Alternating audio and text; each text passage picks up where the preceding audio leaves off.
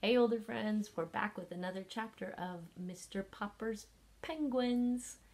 We'll see what happens. Remember last time? Mr. Popper went to the wrong theater, and then they got into kind of a fight with some seals, and the police showed up, and the fire department showed up, and then the theater manager came in and told Mr. Popper that he went to the wrong theater, and he was disturbing the peace, so the police were going to take Mr. Popper away. We'll find out what happens next. This chapter is chapter 19, Admiral Drake. That's who sent the Poppers the penguin.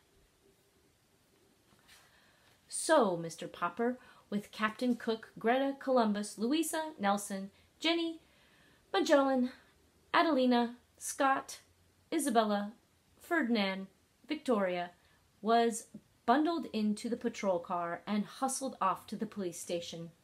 None of his pleas could move the desk sergeant.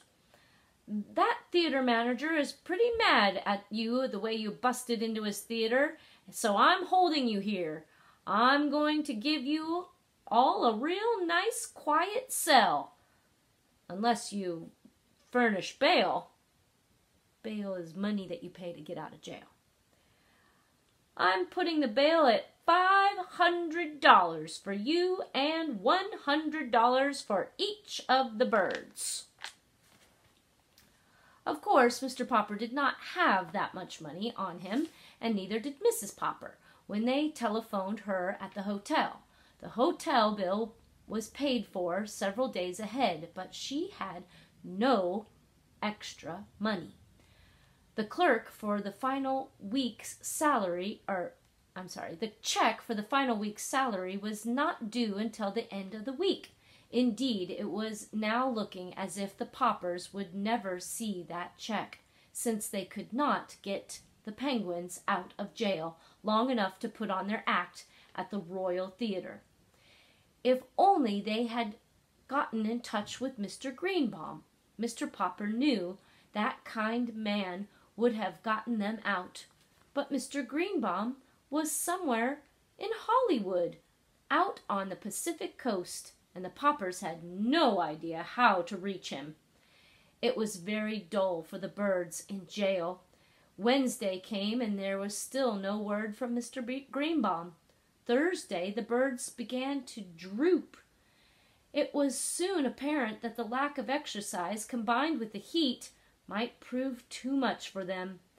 There was no more tricks or merry games. Even the younger birds sat all day, dismal silence, and Mr. Popper could not cheer them up. Oh dear, the Penguins and Mr. Popper are in jail, just because they went to the wrong theater. And now us birds are getting a little sick, aren't they? It's too hot in there.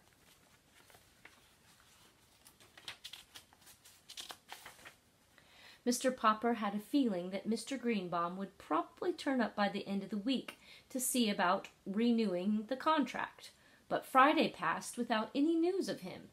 Saturday morning, Mr. Popper got up very early and smoothed his hair.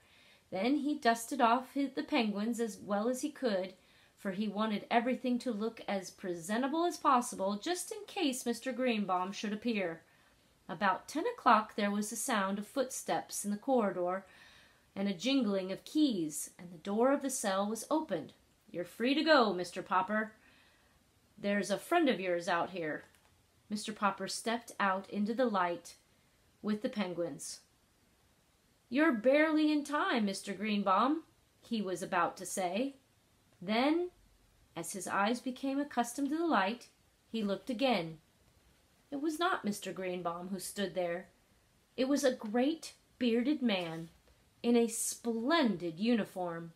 Smiling, he held out his hand to Mr. Popper. "Mr. Popper," he said, "I am Admiral Drake." "Admiral Drake?" gasped Mr. Popper. "Not back from the South Pole?"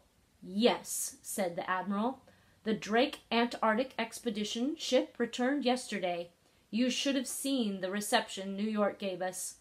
You can read all about it in today's paper, but I read about the trouble that you were having over the penguins, and so here I am.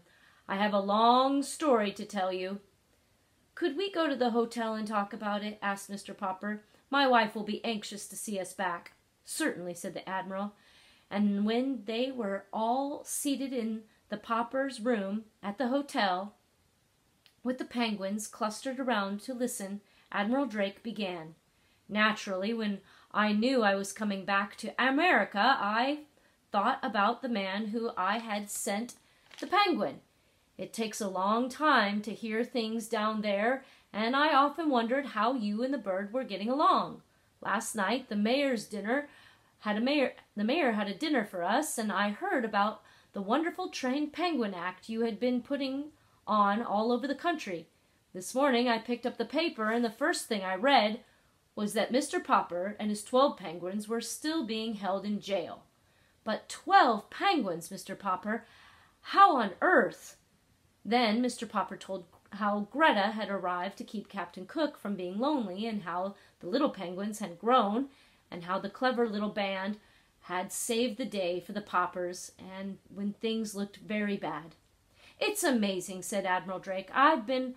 I've seen a lot of penguins in my time, but never such educated ones as those. It certainly shows what patience and training can do. But now, to get to my point, Mr. Popper, you probably know that I've explored the North Pole as well as the South Pole." "Oh, yes," said Mr. Popper respectfully. "I've read books about your Antarctic and your Arctic expeditions." "Well then," said Admiral Drake, "maybe you know why the explorers prefer the South Pole." "Could it be on account of the penguins, sir?" asked Janey, who had been listening very hard. Admiral Drake patted her on the head. "Yes, my dear, those long polar nights get pretty dull when you have no pets to play with. Of course, there are polar bears up there, but you can't play with them. Nobody knows why there are no penguins at the North Pole. For a long time the United States has been wanting me to lead an expedition up there for the purpose of establishing a breed of penguins. I must come to the point, Mr. Popper. You've had such a remarkable success with these birds of yours. Why not let me take them to the North Pole and start a race of penguins up there?" Just then Mr. Greenbaum and another gentleman were announced. They shook hands all around and were introduced to Admiral Drake. "Well, Popper," said Mr. Greenbaum, "too bad about the mix-up over the theaters, but never mind. Here's Mr. Klein, who owns the Colossal Film Company. He's going to make you a fortune. You'll be a poor man no more, Mr. Popper." "Poor?" said Mr. Popper. "I'm not poor. These birds have been earning us $5,000 a week." "Oh, $5,000, said Mr. Klein. "What's that? Pin money. I want to put those birds in the movies, Mr. Popper. We've got a story department working on stories for them already, while I'll put each one of those birds under a contract that'll keep you and the missus on Easy Street for the rest of your lives."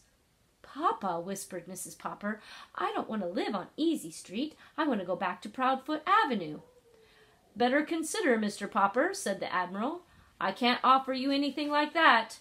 You say those men at the North Pole get lonely because there's no penguins?" asked Mr. Popper. "Very lonely," said the Admiral. "But there were penguins up there. If there were penguins up there, mightn't the polar bears eat them?" "Oh, ordinary penguins, yes," said the Admiral. "But not just highly trained, not ones as highly trained as your birds, Mr. Popper. They could outwit any polar bear, I guess." It was now Mr. Klein's turn to speak.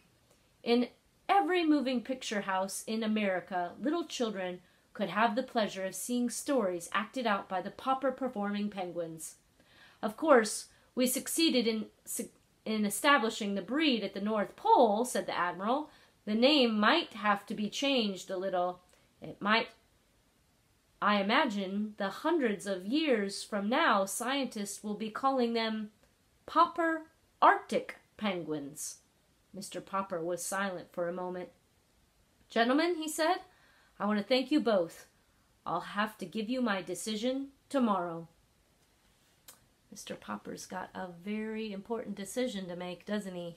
He needs to decide whether he's going to let Admiral Drake take the penguins to the North Pole, or he could put the penguins in the movies with Mr. Klein, and he could make a lot of money.